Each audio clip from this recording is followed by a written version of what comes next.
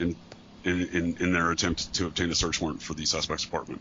And what about, like, is there an Amazon receipt or any kind of receipt from where he purchased or a witness where he purchased this knife and the knife sheath? No, but if you're looking at all the filings from the state, they certainly have subpoenaed every retail establishment like Amazon, et cetera. Now, again, back to Whitman County, I just thought of another point there. In the supporting affidavits there from the law enforcement side, the supporting reports on the search warrant, the law enforcement had asserted in Whitman County that they were going to search for a knife sheath and a knife. That's what they claimed their probable cause was, to go search for into Kohberger's apartment. So then it draws into question the prosecutor saying pay no attention. They apparently didn't talk to one another. The prosecutor saying pay no attention to the judge, pay no attention to the knife sheath that we have, and this DNA evidence was recovered in Idaho. The law enforcement over there in Whitman County saying we need to go look in the apartment. That's for this weapon in the knife sheath. So there's, again, no one seems to agree on the location of when it was entered into evidence, or seems to agree whether or not it even exists. Oh, okay. Has there been a motion to throw out that search? Oh, yeah, they've even motioned to throw out the grand jury indictment that came down in May. So there was a public arraignment here. A lot of these things may have been addressed in the public arraignment hearing, right? I think you can agree with me on that, right, Ed? I wasn't paying attention. What did you say? I think we can probably agree that a lot of these kind of questions would have been at least drawn to a closer answer during a public arraignment hearing regarding the amount of evidence and what evidence they had against Kohberger, right? Well, no, that could be preliminary. That could be cursory information at the arraignment. No, I'm saying, but there would be more information publicly available as opposed to what's going on right now with all the sealing of everything and then the confidential grand jury indictment, right? Well, that's interesting. Well, then what's the reason for everything being sealed? That's what I'm getting at. So there was a public arraignment hearing scheduled in May, right? And just immediately following the end of May, but middle of May, the Kohberger's defense counsel got a subpoena for the deposition of the other surviving roommate, the one that's not mentioned in any of the investigatory documents, and the one that Kohberger's defense claims will exonerate her testimony, will exonerate Brian Kohberger for these crimes. That occurred, and then immediately following the subpoena for that other roommate, the prosecutor's office there, in conjunction with the Idaho Attorney General's office, because it's a dual prosecution. They got some deputy attorney generals working with the Latah County prosecutor.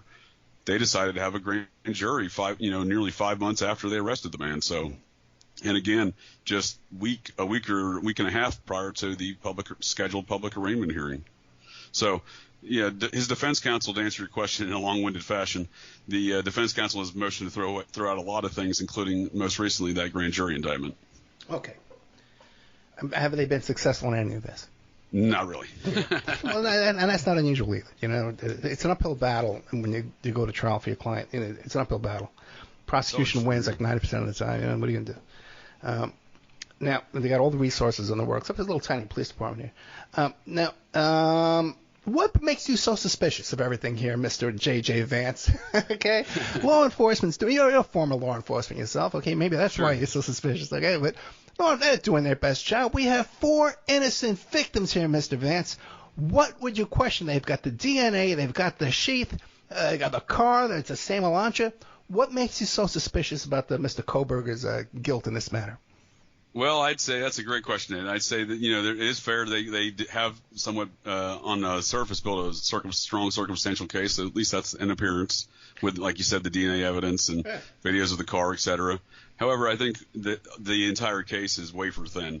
And the moment any one of those areas are under any further scrutiny, any of the areas of the evidence, I think it clearly indicates that there's larger problems here, and that law enforcement did not do an effective investigation, and Kohberger is not their suspect. He did not do it. And, that could be very specific to Kohberger and these alleged phone pings that they assert in their arresting affidavit, that he was being tracked in these phone pings. And I think you have a lot of experience in that. Yeah, they got phone pings, huh? Okay. Yeah. So the phone pings, from my understanding, is just is indicating that phone is connecting to one of the towers in this small town that doesn't have but a handful of towers, and that those towers have upwards of at least a 10-mile radius. Is that a pretty rudimentary understanding of how some of that cell phone tracking works? No, cell phone tracking could be, you could track it to as little as 3 yards. Okay. Okay. Where the phone, we don't know. Okay, but all that should be turned over to the defense at this point if they're going to use it. Right. No, I see what you're saying. No, I understand. There is the ability to track as low as 3 yards is present. So yeah, I guess I should specify what they've done here. What they've done here is say that the suspect's phone pinged off of these towers near the home, near the murder home, and in Moscow, Idaho, even though he was living 8 miles, I believe, by roadway away in Pullman, Washington. He lived there. He lived there, yeah. So what I'm saying is, if there's a 10-mile radius, and that's from my research and understanding that that phone can connect to a tower 10 miles away, and I think it's actually more. I'm being fairly generous with the minimum of 10-mile radius. So in theory, he could be sitting in his campus apartment in Washington State University, and his phone happens to connect to a tower in Moscow, simply as a result of that tower being overloaded with too many users at one point in time. It'll relay the signal to the next available tower, and if that's the next available tower and he's within the radius, this is kind of how they've tracked him. But the thing is, have they turned over the discovery on the cell phone tower records? It doesn't seem to be, no. But a lot of the particulars in the filings are all under seal with just the broad motions being posted online. Okay. So when they're not going, if they're not going to use it, but what makes you so suspicious? What caused J.J. Vance to wake up one day and say, "Hey, I want to take a look at this case. It smells fishy to me"? Yeah, that's a good question. So I was kind of going back to my analysis. Yeah, so that was more of a post-analysis after the report's been published. Just one more quick note on the cell phones.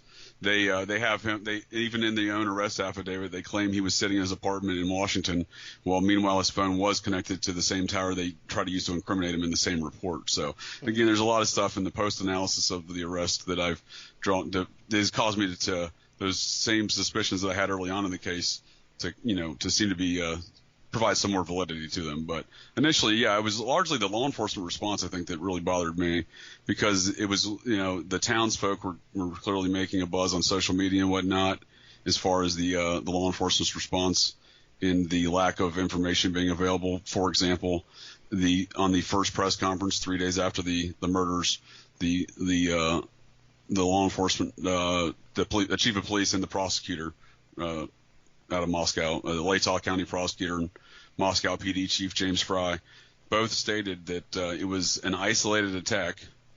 The community should not be worried, but that they had no idea who did it or how it was done or anything else like that. They had no other details. So basically, the ambivalent nature of that statement was probably the first red flag. If they knew it was an isolated attack, if they knew there was no danger to the community, then they would know some information about the crime or have some persons of interest.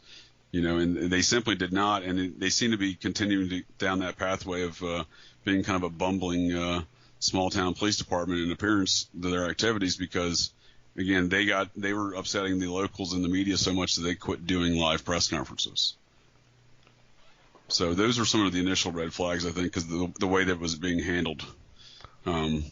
Granted, there's other aspects. There was an 8-hour gap between the first night, the alleged murders, or the alleged murder time. I mean, because the timeline has been shifted by law enforcement as well, and I'll get that in a second, because that was kind of the other major red flag that I noticed during their investigation. So between November 13th and December 30th of 2022, these were the big red flags: the law enforcement's behavior, with the lack of press conferences and the ambivalent nature of their narrative immediately. Right, and then their lack of explanation of the 8-hour gap with the 911 call. So allegedly, the latest time that law enforcement has landed on, the murders occurred on or about, we'll call it 4:25 a.m. at the latest. So between 4 and 4:30 essentially is what they get at in their last timeline. However, the authorities have been forced to change that, with third parties bringing up other evidence showing that the initial timeline was incorrect. And we can get into some of those aspects further if you'd like to, Ed. But the broad scope of it is that the timeline has shifted, and as a result of that that causes the greater scrutiny into the actual events, because it doesn't seem like they're really looking into why there was an 8-hour gap between the surviving roommates that's kind calling of 911 and the as you pointed out earlier in the show, the alleged silent murder that occurred in that home that night. Well, quick question. Kohlberger, does he have any kind of previous training or kind of to do this kind of a, black ops, a ninja, silent kill kind of operation here? What's this guy's background? I know he's a criminal defense, criminal defense PhD, right? Yeah, correct. He's had went to I believe a community college out in Pennsylvania, and then went to another college, got his bachelor's, and got his master's out there in Pennsylvania, and then he got accepted into this PhD program at Washington State University. So he seems like as probably a lot of type of characters you've met over the years in law enforcement, a pretty straight-laced kind of guy who. I don't think he was. I don't think he was extremely athletic, but I don't think he was unathletic at the same time. From my assessment of any kind of skills and abilities the man may have had, but I think you bring a good point to the matter with this timeline, because you would to go into a home like that, especially if you're not familiar with the layout, the contents of the people in the home, when you see 5 vehicles parked out front, you may not know what's going on inside. So it would really take a highly skilled assassin, as you kind of black ops kind of guy, to go in there, murder 4 people in a silent manner. Yeah. The dog. Yeah. And the dog doesn't really alert anybody during the time, and seemingly doesn't attack the perpetrators, and then leave there and leave a scene that is basically without any evidence. And I would actually assert leave a scene, according to the authorities' own evidence that they've produced, the scene was cleaned up after the crime. What do we know about? I was sent a bunch of material on this, okay, by a former guest who's an attorney who is currently in exile out of the country, and who's just done some research. Yeah, just done some research. Well, I'll tell you who it is. The underwear bomber guy, the witness in the underwear bomber case. Oh, I remember that. I remember that story. Yeah, Haskell, right? Right. Witnessed, Kurt Richard Haskell. The witness, the guy at the airport. Okay. Kurt Richard Haskell. Nice. Yeah, I know, but listen, he gets a little out there sometimes. Okay, but well, I mean, it happens. But the work he's done on this, he sends, it didn't come directly from him, but through a third party, and he's done all this research on the landlord, and that he has information that Koberger had visited other properties owned by this landlord. Do you know anything about that? No, but I mean, I would certainly be interested to see that, because, I know a lot of allegations get thrown towards Koberger that, he's a serial killer, he's a cannibal, all this other stuff that the media has reported, and I think it's generated a lot of other activities. But I'm not saying that Koberger's not into weird stuff or criminal activities. He certainly could be. No. What about allegations that this was a drug stash house?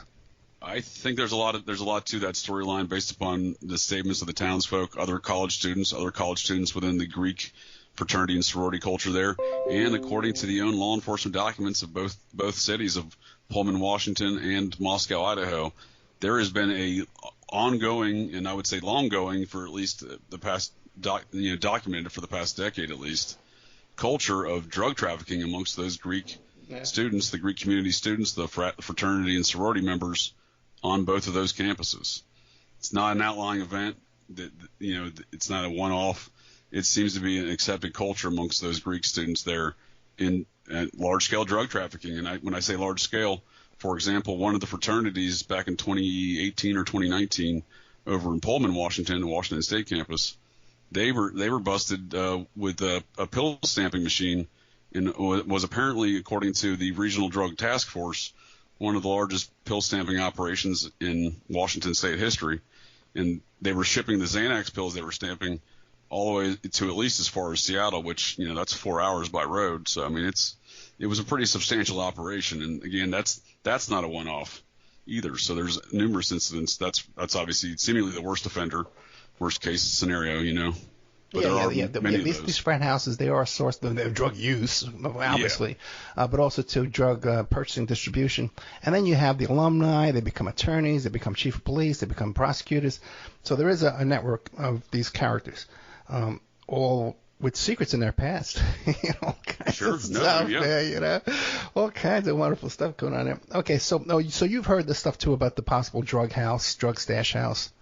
Yeah, absolutely. I mean, it seems to have some validity to it. What are your thoughts?